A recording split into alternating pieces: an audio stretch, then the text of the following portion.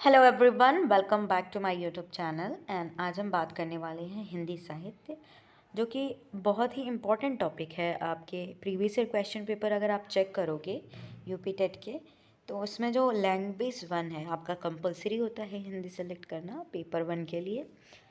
तो उसमें आपने अगर प्रीवियस ईयर क्वेश्चन पेपर देखा होगा, अगर नहीं देखा जिसने, तो उसमें से जो मोस्टली क्वेश्चन मैंने देखा है, जो मैंने ऑब्जर्व किया है, तो साहित्य विभाजन काल विभाजन से बहुत क्वेश्चन आता है, जिसमें आदिकाल, भक्तिकाल, रीतिकाल और भी आधुनिक काल से क्वेश्चन आते हैं। फिर आधुनिक काल के बारे में, उसके बाद भारतेंदु युग, ये सब जो छायावादी युग, शुक्ल युग, द्विवेदी युग, इससे क्वेश्चन बहुत आए हैं। तो जो अगर हम फर्स्ट पार्ट में आज हम डिस्कस करेंगे, हम आज इंट्रोडक्शन देंगे इसमें कि कितने विभाजन हैं, उसके बाद हम आदिकाल का डिस्कस करेंगे। तो हमारा मेन टॉपिक जो है आदिकाल, और आदिकाल को कितने भागों में बांटा गया, इसका क्या क्या नाम है वो हम देखेंगे। तो जो हिंदी साहित्य में जो काल का विभाजन किया गया है, उसको 4 टाइप्स में डिवाइड किया गया है, 4 भागों में बांटा गया है। एज यू कैन सी, जैसा कि आप देख रहे हो कि फर्स्ट जो आपका है आदिकाल, यानी सबसे पहला होगा, इनिशियल स्टेज होगा। आदिकाल नाम ही है पुराना, और इसको वीरगाथा काल भी कहा जाता है, और भी नाम से जाना जाता है, जो आगे हम देखेंगे कि ये नाम किसने दिया, किस कवि ने, किस रचनाकार ने इसका ये नाम रखा। और इससे ही क्वेश्चन आता है कि आदिकाल का ये नाम वीरगाथा काल किसने दिया, आदिकाल नाम किसने दिया, इससे क्वेश्चन आपके आए हैं। तो जो ये काल है, ये काल जो है, ये संवत 1050 से 1375 तक है। ठीक है, ये तो उतना पूछा नहीं जाता, बट ये नाम पूछा जाता है जो मैं आपको बताऊंगा। उसके बाद आता है पूर्व मध्यकाल। पूर्व मध्यकाल को भक्तिकाल कहते हैं, और जो इसका संवत है 1375 से 1700 के बीच में। फिर आता है उत्तर मध्यकाल, इसको रीतिकाल कहते हैं, और इसका जो संवत है 1700 से 1900, आप यहाँ पे 1900 है। ठीक है, उसके बाद आता है आधुनिक काल, जिसे गद्यकाल के नाम से जाना जाता है, और ये 1900 से अब तक चला आ रहा है। तो बात करते हैं आदिकाल। आदिकाल को आदिकाल किसने दिया, ये नाम किसने दिया, इससे आपका क्वेश्चन आया है। Previous year question paper check करेंगे, उसमें आपको पता चलेगा कि आदिकाल किसने नाम दिया था, आदिकाल नाम किसने दिया था। तो ये हजारी प्रसाद द्विवेदी, आचार्य हजारी प्रसाद द्विवेदी, ये अपने कॉपी में नोट कर लीजिए, इस बार भी इससे क्वेश्चन आएंगे ही। वीरगाथा काल क्या है, वीरगाथा काल को आदिकाल को वीरगाथा काल नाम किसने दिया, ये सब आदिकाल के ही नाम है, अलग अलग नाम है। जैसा मैंने बताया कि हम आदिकाल के बारे में ही पढ़ेंगे, जो फर्स्ट काल है। तो ये है आचार्य रामचंद्र शुक्ल द्वारा वीरगाथा काल नाम दिया गया है। ये क्वेश्चन भी आया है, आप चेक कर लीजिएगा। सिद्ध सामंत काल, सिद्ध सामंत काल जो है, ये किसने दिया, ये राहुल संकृत्यायन ने दिया था सिद्ध सामंत काल।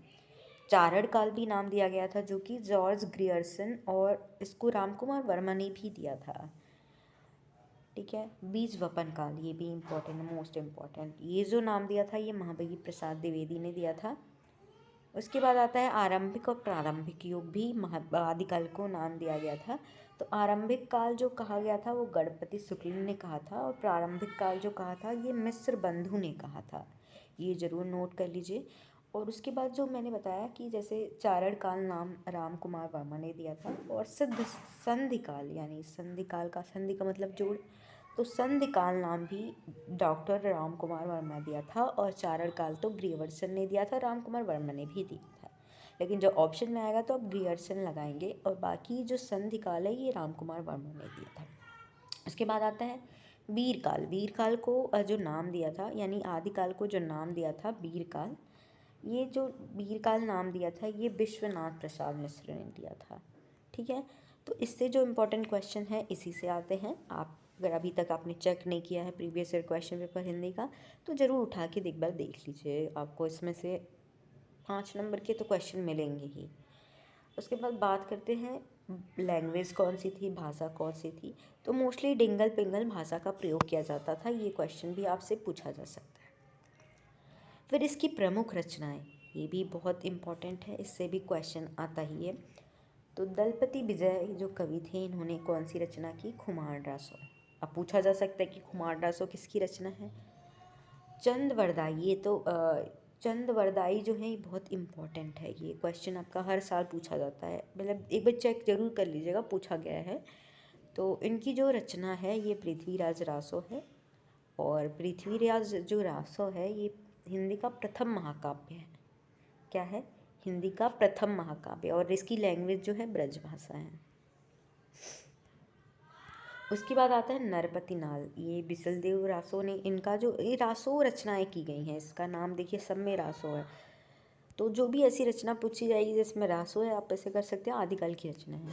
और जगनिक की तो पूछी गई है, इंपॉर्टेंट है। जगनिक की पूछी गई थी परमाल रासो, जिसका नाम था आलाखंड। यूपी टेट के क्वेश्चन पेपर में है ये क्वेश्चन, आप चेक कर लीजिएगा। जगनिक का जो है वो परमाल रासो है, जिसे आलाखंड भी कहा जाता है।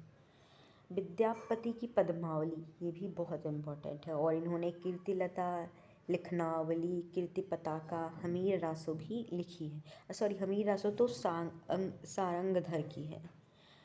पदावली पूछी जाती, पद्मावली तो उधर पद्मावत तो अलग हो जाएगी, ये पदावली है। तो विद्यापति की पदावली पूछी जाती है।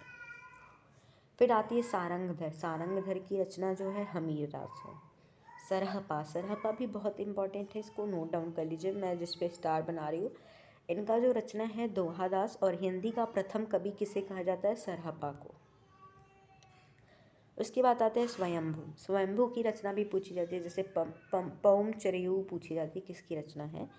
और रिट्ठनेमी चरेयू, इनका जो लास्ट में चरियू सॉरी, पौम चरियू जो रचना है, पौम चरियू और रिट्ठनेमी चरेयू जो है, ये आप किसकी रचना है? स्वयंभू की रचना है। इनका नाम भी अलग ही है, तो रचना भी ऐसी ही है, तो वो भी आप याद कर लीजिए।